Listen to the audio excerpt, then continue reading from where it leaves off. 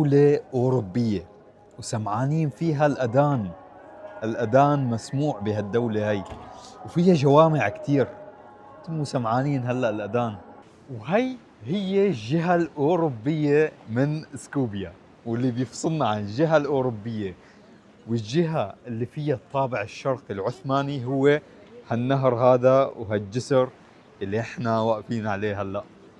قديش حلو، قديش حلو هيك المسافات قصيرة، المزيج بالثقافات كلياتها هي. يعني نكون هنيك قاعدين عم نشرب فنجان قهوة تركي أو كاسة شاي وبناكل البرك، بعدين بنروح على الجنب الثاني ما في 5 دقايق مشي أو أقل لحتى نروح على البناء الكبير والمولات والبراندات الأوروبية والطابع الأوروبي هذا. يا أخي الدنيا رواق هون، رواق عن جد. وقديش تفاجأت من أول ما فتت على البلد، خصوصا العاصمة سكوبيا، كثرة المساجد اللي فيها، صوت الأذان اللي كنت عم بسمعه، الحياة يعني العالم كلياتها، النسوان أغلبها متحجبة، الطرقات، الفايب يعني عن جد حلو كتير، والأسواق والبازار وكل هالشغلات والبرك والأكل وروايح الأكل الطيبة هي. يا ميت هلا وغلا فيكم فيديو جديد من سكوبيا عاصمة مقدونيا. اليوم وصلنا لسكوبيا وهلا نحن بأولد بازار، مكان اسمه أولد بازار. حرفيا حسيت حالي بسوريا أو بشي دولة عربية، واستغربت إنه وين ما عم لف عم لاقي مساجد هون. يعني انتم شايفين هنيك، ما بعرف إذا مبين عليكم بس العالم كلياتها أو أغلبها متحجبة وفي مساجد كثير هون. السبب لهالشيء انه الدولة المقدونية او مقدونيا الشمالية كانت جزء من الدولة العثمانية قبل من زمان. فخلينا ناخذ جولة هلا بالعاصمة المقدونية سكوبيا ونشوف هالشوارع الحلوة، وحتكون جولة سريعة شوي. حناكل شيء من الاكل المقدوني ونتمشى شوي قبل ما نكفي طريقنا إلى ألبانيا. فشوفوا هي البازار. You sell fruit. Tell me something in your language here. How to say hello? How to say hello? Merdita. Merdita. Merdita. Merdita. Yes. Merdita. Yes. Merdita. Well, thank you. How to say thank you? Faleminderit. Huh? Faleminderit. Parliamentary. Faleminderit. Parliamentary. Parliamentary. Faleminderit. Parliamentary. Yes. Parliamentary. Albanian. Nice. Thank you so much. Thank you. Bye bye. Bye bye. Respect.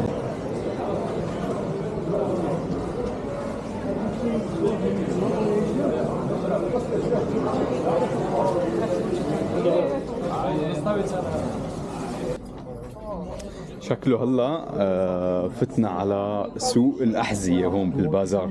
هو مقسم أقسام، يعني قسم كان فيه بهارات، قسم فيه الخضروات، قسم فيه الأواعي، وهذا القسم هو للأحذية. شكله مثل يعني السوق يلي فيه كل اشي، الواحد فينا يروح بلاقي اي شيء هنيك. هلا هيك بكون سحبت شوية مصاري من الدينار المقدوني، سحبت ما يعادل $50 وطلعوا تقريبا شي 3000 من هالعملة. شوفوا شكل العملة شلون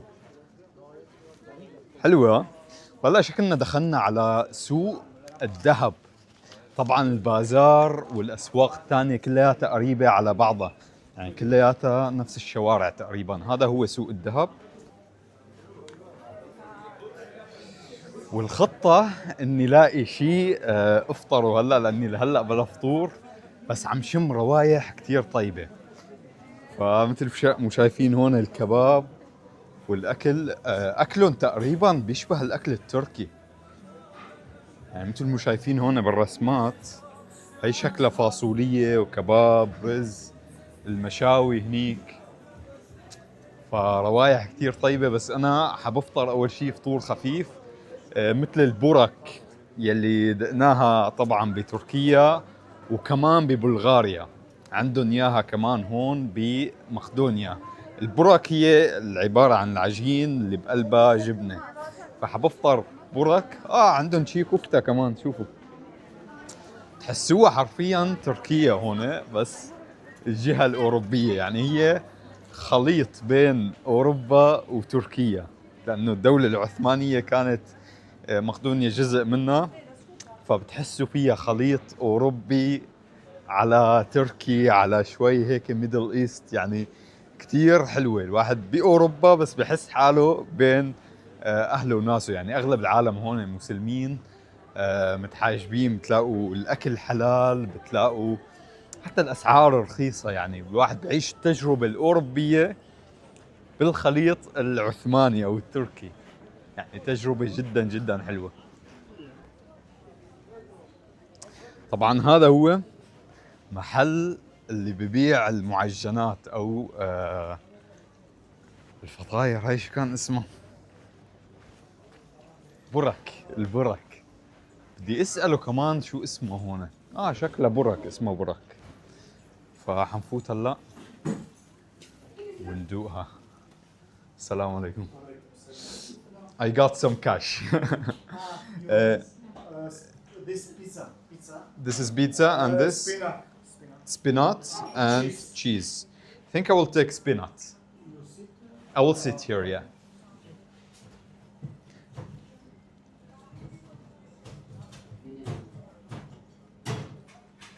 You want yogurt or tea? I can take yogurt, Iran, yeah. Ayran. Yeah. Thank you so much. يا سلام على الفطور. Thank you. أوه. هي هو الفطور المقدوني، عبارة عن البرك. وهالمرة أخذناها بالسبانخ، سبانخ وجبنة بنفس الوقت، اللي شايفينها هون. بسم الله.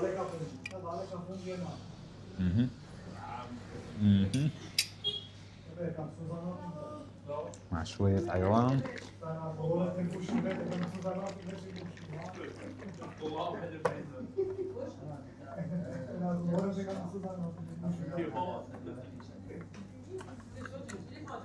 طبعا لسه ما حسبناه وما عرفنا قديش سعره، بس ما بعتقد يعني تكون غالية كثير.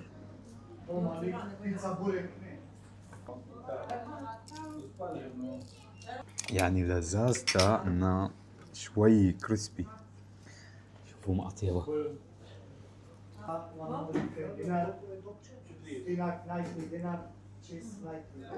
اوكي، حقها 100 دينار. 100 دينار ما يعادل هلا نحن جبنا $50 $3000 دينار. فال100 دينار قديش بيطلع؟ هلا بنحسبها.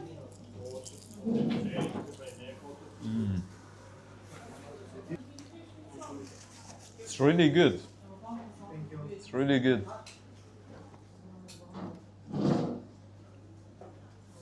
Is it called Burak? Yes. Yeah. The name in Macedonia is Burak. Burek. Burak. Burak.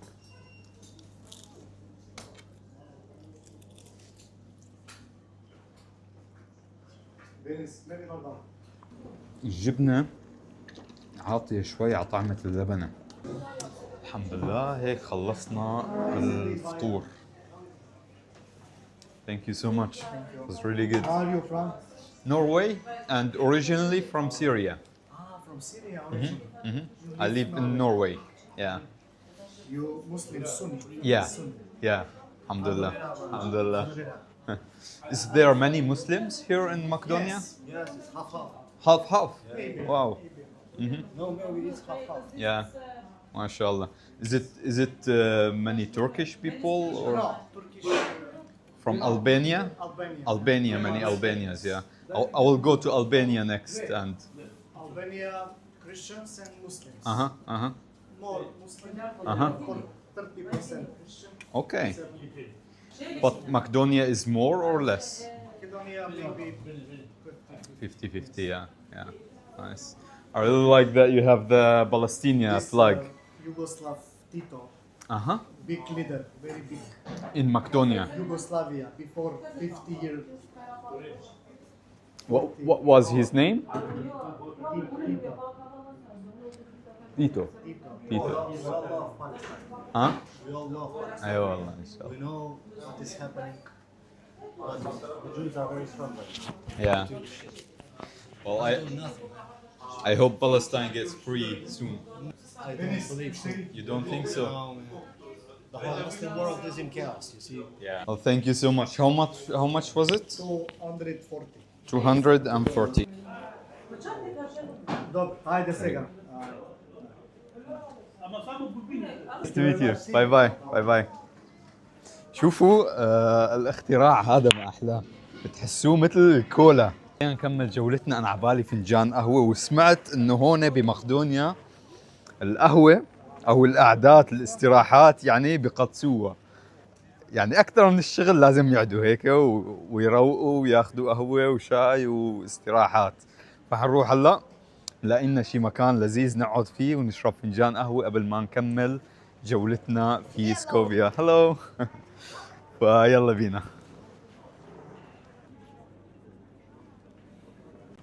وهذا غدا يعني لذيذ هون بمقدونيا وبسكوبيا، الكباب، وبنفس الوقت هي ما بعرف هي شكلها مثل فاصولية مثل بندورة أو هيك شيء، بس شوفوا شلون بيحضروها.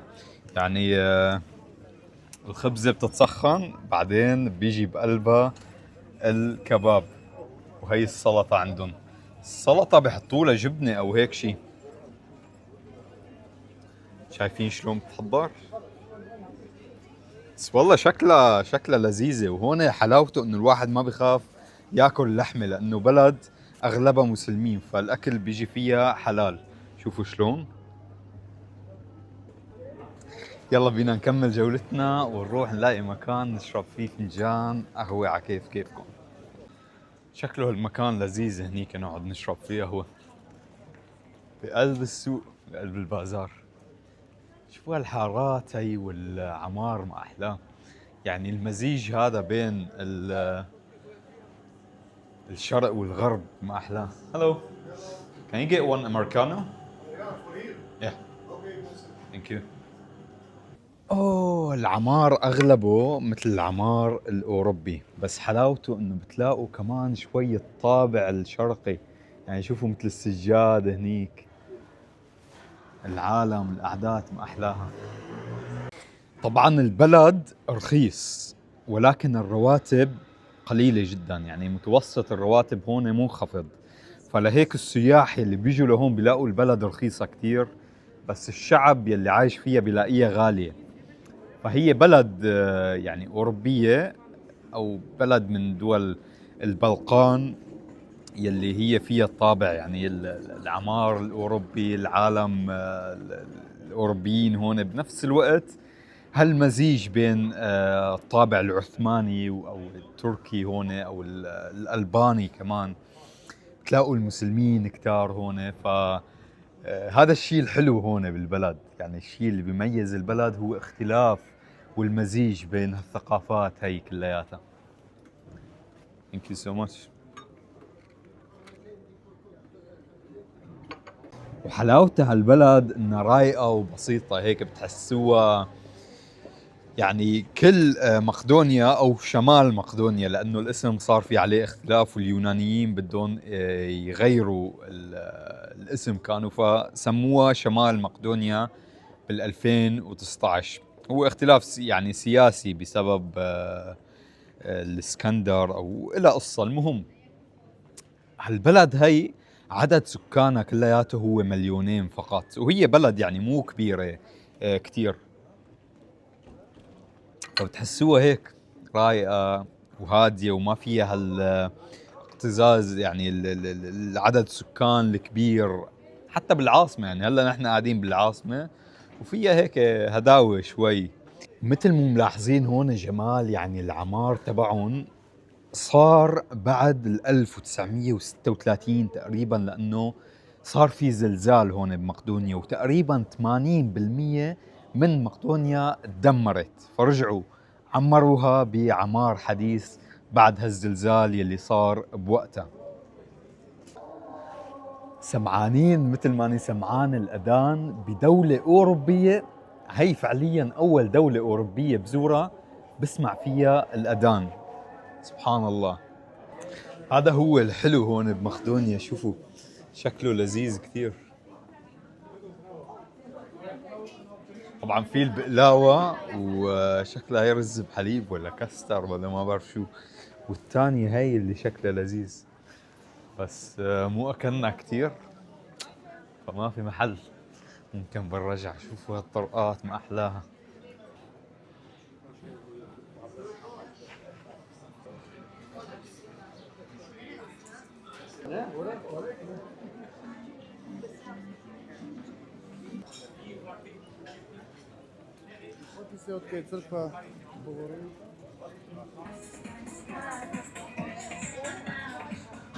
هلا هيك ماشيين باتجاه وسط المدينة في مقدونيا أو سكوبيا.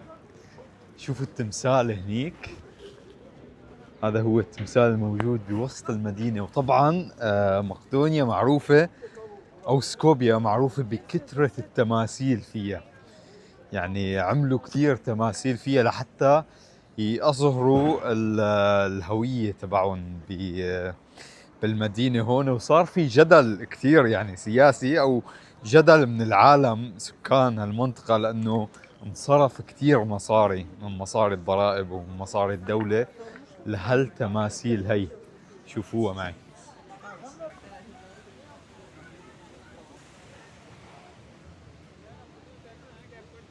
هلا نحن رايحين من الجهة يلي فيها الطابع الشرقي للجهة اللي فيها الطابع الأوروبي، واللي بيفصل هالجهتين هدول هو هالجسر هذا يلي حنمشي عليه قريبا. شوفوا يعني قديش حلو يكون في بلد فيه هالمزيج الثقافي هذا. يعني الواحد ما في داعي يروح لبعيد، بس يقطع هالجسر كم خطوة بحس حاله بمكان مختلف تماما. العمار مختلف، يعني كل شيء مختلف، كل شيء الفايب مختلف، من الطابع الشرقي العثماني للطابع الأوروبي واللي بيفصلون هالجسر هاد. حتى شوفوا إذا مبين عليكم العمار هنيك مختلف تماما. عن جد يا جماعة فعليا قديش في تماثيل هون بهالمدينة هي. يعني شوفوا بس على هالجسر هداك قديش عاملين تماثيل، وإذا مبين معكم. وغير هداك الجسر شوفوا التماثيل هنيك، نرجع كمان هنيك في تماثيل، وهنيك في تماثيل كمان، هنيك في تمثال. وين ما تطلع الواحد بلاقي تماثيل بسكوبيا هون. ليك حتى بالنهر تحت حاطين تمثال.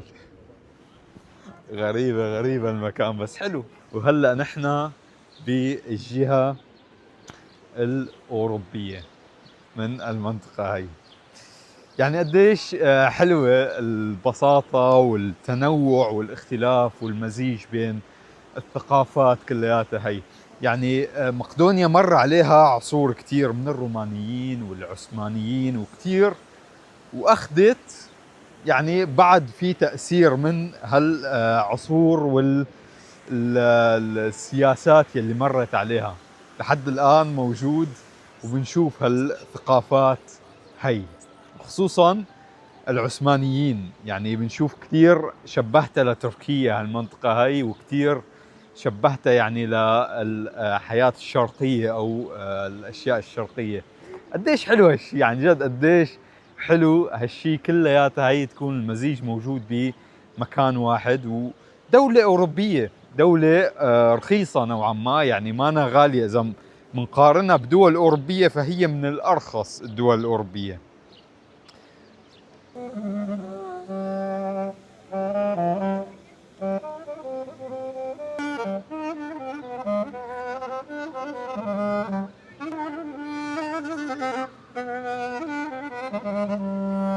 الدولة هي مقدونيا مو أول مرة بزورها، هي المرة الثانية اللي بزورها، ولكن أول مرة كانت سبيشل شوي.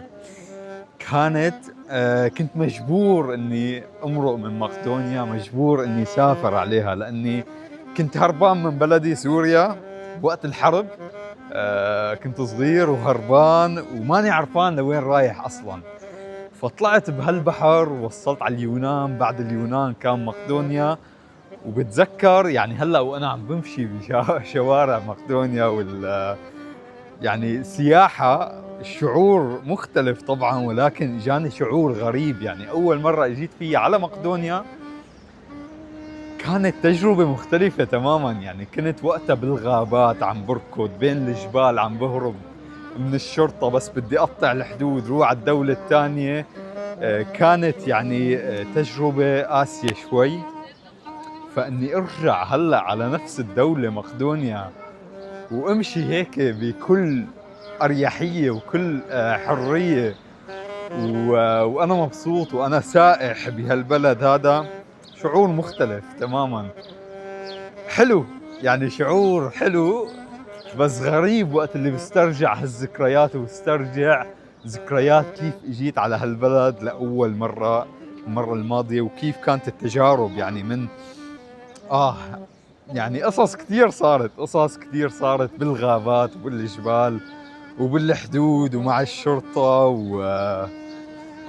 يعني الحمد لله رب العالمين يلي وصلت لهالشعور هذا ولهاللحظة هي اللي عم بتفتل أنا بحريتي بهالبلاد هي، ومبسوط. الحمد لله رب العالمين، الحمد لله.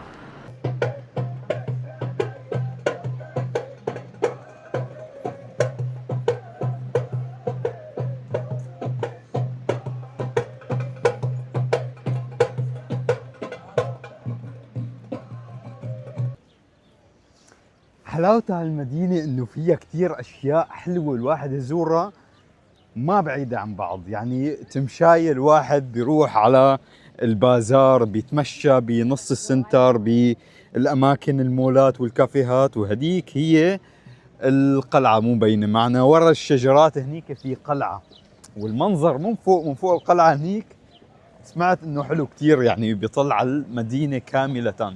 شوفوا هديك هي القلعة اذا شايفينها.